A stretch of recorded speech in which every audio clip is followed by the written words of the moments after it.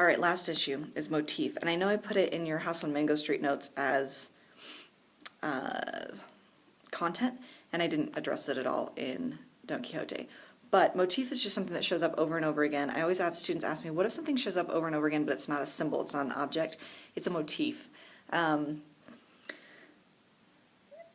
Anytime I mention to students, what is something you want to show up over and over again? A word or a thought or a storyline that already exists, kind of an archetype.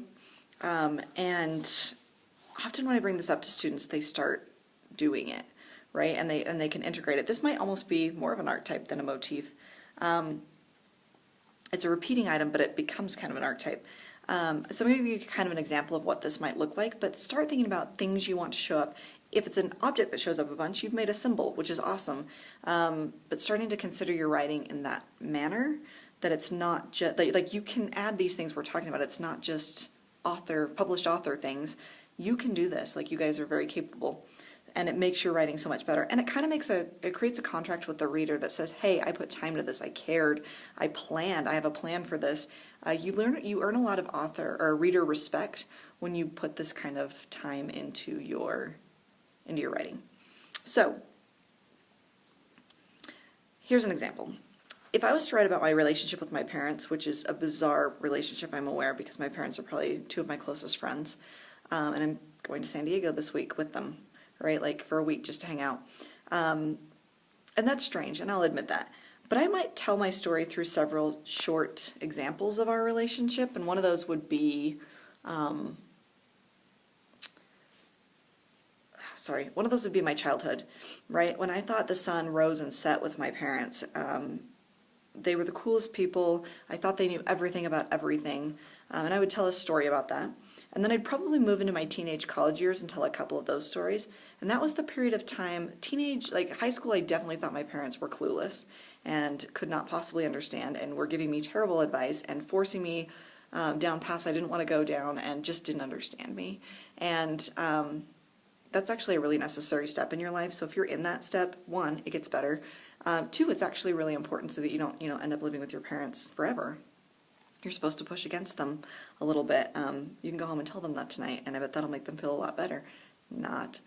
College years, I might tell a story there. My college years, I definitely started to see my parents and started to call them to get advice and seeking out that advice. I was often still very angry at the advice they would give me, though. That was kind of funny. Like, I'd call and be like, what do you think about this? And they would tell me, and then I would be like, well, that's dumb. Great. They're like, thanks for calling and asking.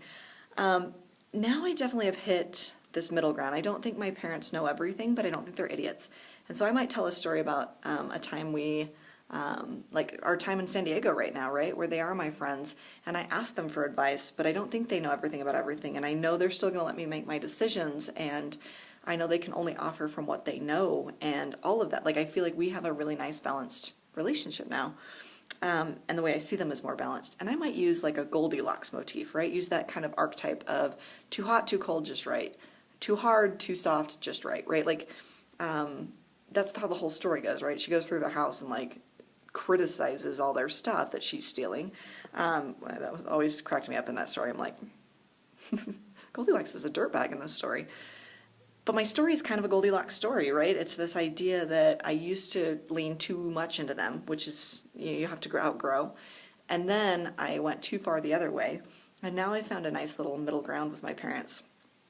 And I think adding that little Goldilocks elements in there, that was too hot, that was too cold, that was too dependent, that was too negligent, dismissive of me, perhaps. Being able to integrate that in, I think, would make an interesting motif, something that's going to show up a lot and kind of show my audience, like, I have a plan here, I'm going somewhere, and I want you to understand that things have balanced. And it would really push my theme of balance and finding a middle ground and recognizing that people aren't perfect and they can only offer you what they have. So just think about something that might repeat in your story, because if you put a little thought there, you might find there might already be something that's kind of repeating and you can accentuate it, and it really amps your story and pushes your themes a little bit better. So that's it. But I want to introduce you to this idea that your stories, just like Cervantes and Cisneros, your stories come from somewhere. And you gotta own who you are and write from that space. Also, you get to choose how you put those together, just like Cervantes and Cisneros did. You are an author. You might not be a published author, but you're making a lot of choices, and I want to start more consciously making those choices, especially as we study all of these things. I had a student last week ask, why are we doing this? Your writing should be getting better as you learn more about how people write, right? And so each year we should see a progression in that. And that's kind of what we're doing here. So make some context choices for your piece, make some structure choices for your piece, so that and I really, really think it's going to pay off in the final product. That's it.